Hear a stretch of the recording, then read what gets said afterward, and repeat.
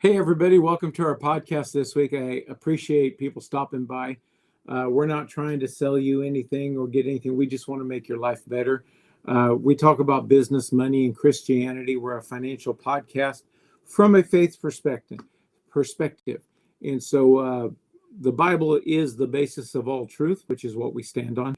And so they apply into business and money matters. And so I want to encourage you to stick with this short podcast, because if you pick up just one or two things, it could change your life drastically. So what I want to talk about today is, we're all doing something. If there's, in America, we use the terminology a couch potato. That refers to somebody that just lays on the sofa all day long, probably watching TV, eating potato chips. They have no productivity to their life. That is doing something. Now, it's not productive, it's not going to be healthy, but it is doing something. And so what we do based on what we believe is what matters and determines what we receive. Let me say that again, because it was kind of a long sentence. What we do, we're all doing something. Based on what we believe, we all believe something, is what matters. That's what's going to produce the outcome of our life. That's the mattering fact of our lives, and that determines what we receive.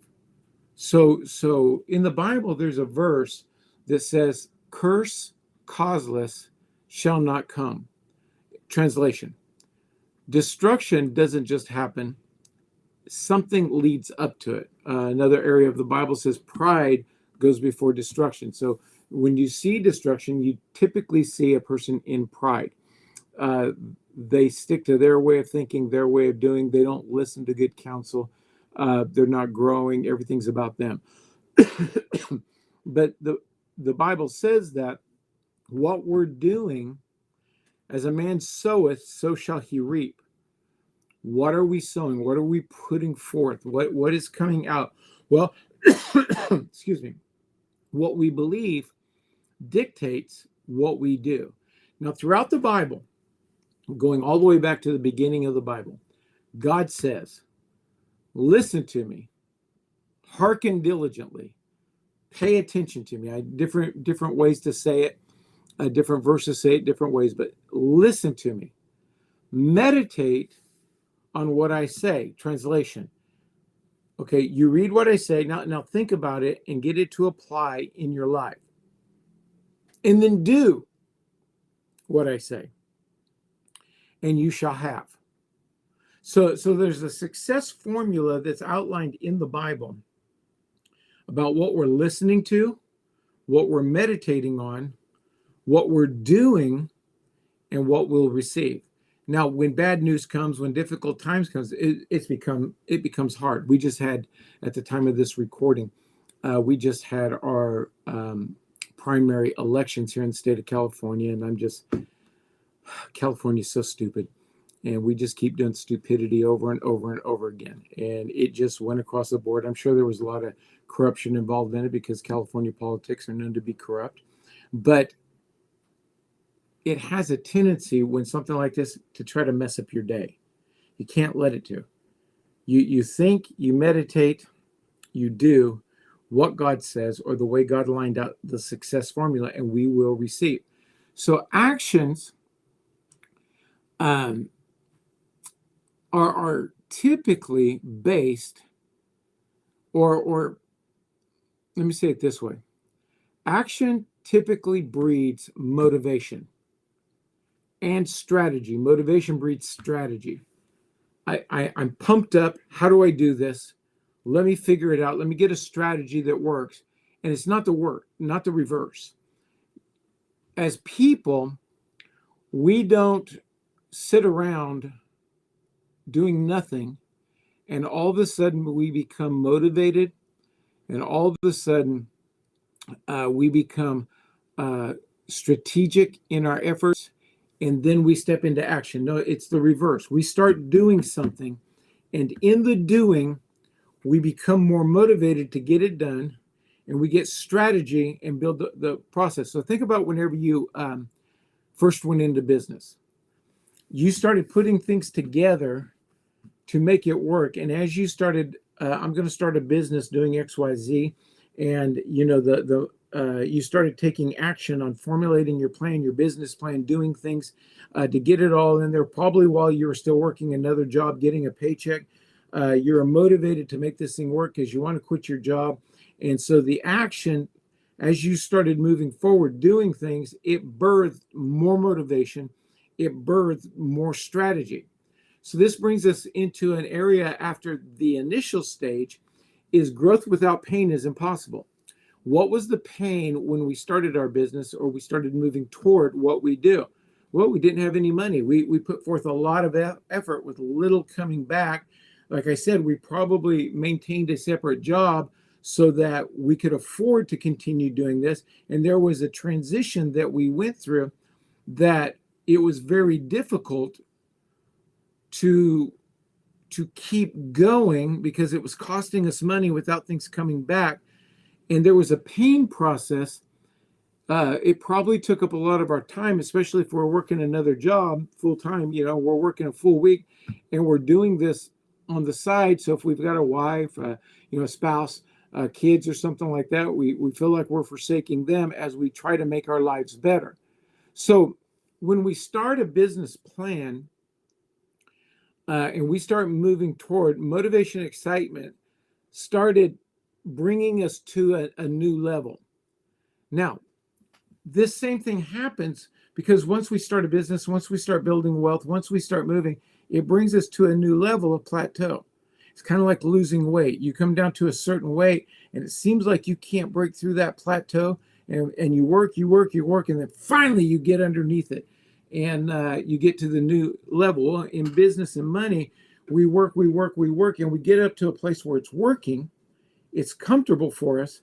But now we know I need to get to the next level. Now, the dynamic that comes into place, it doesn't have and carry the same excitement as starting a new business because at whatever level we're at, it's working. Many people get stuck in the working. Well, I don't want to take a risk and lose where I'm at right now, or I don't want to go through that process again. But there's a statement that I've used many times. I wasn't the originator of this statement, but there's a point in time where we come to where we are too big to be small, but we're too small to be big.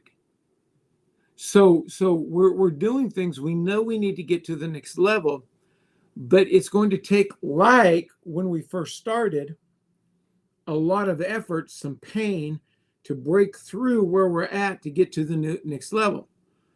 We're not as motivated, or most people not. There's some people that are. They're the ones that goes on to create really large businesses. They'll do whatever it takes to get there. But most people, they're in this quandary of, and it could actually be just for your house budget. You're making an amount of money. You would like to make more because you would like to do more, but you don't want to put at risk what you have. You're comfortable where you're at, and you've reached a level that it's working, and I could take a step to be bigger, but I don't know if I want to take that step to be bigger.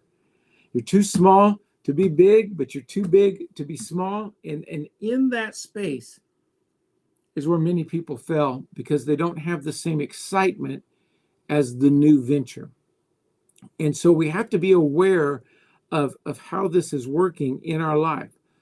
We have to embrace the next step of what it's going to take to get to the next level.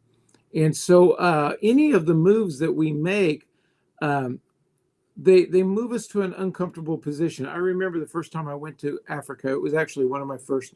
I live in the United States. I think most people know. I had been to Canada, which is basically the United States. I mean, I know they do some things different, but it's not like really a foreign country. And I'd been down to Mexico, which that is more different, but it's not. I mean, it was no big deal. I just had walked across the border into Tijuana. This was my first real trip out of the United States. The security of my life, the confidence in knowing the culture, the way it works. And so we flew over, and we were arriving into Nairobi.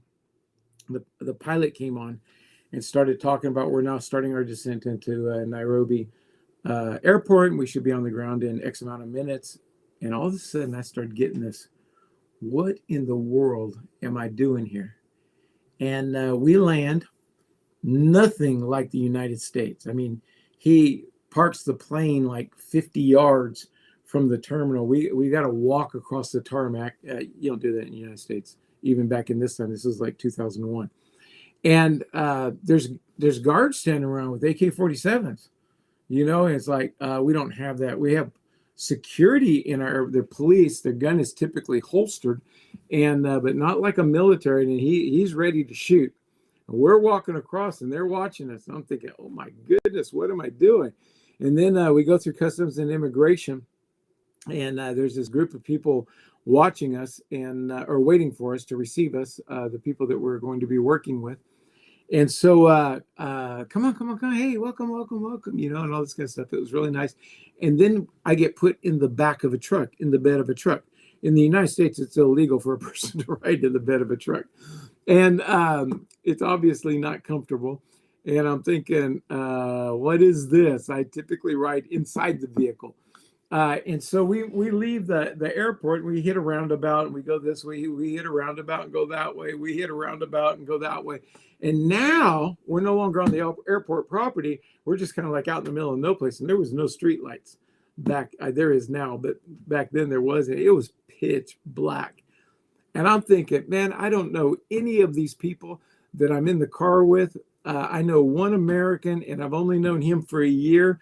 What in the world am I doing? Well, my story is to tell you it was extremely uncomfortable. But now I've been to Kenya and Malawi, Uganda, Zambia, South Africa. I've been to several African countries. It doesn't bother me. What happened?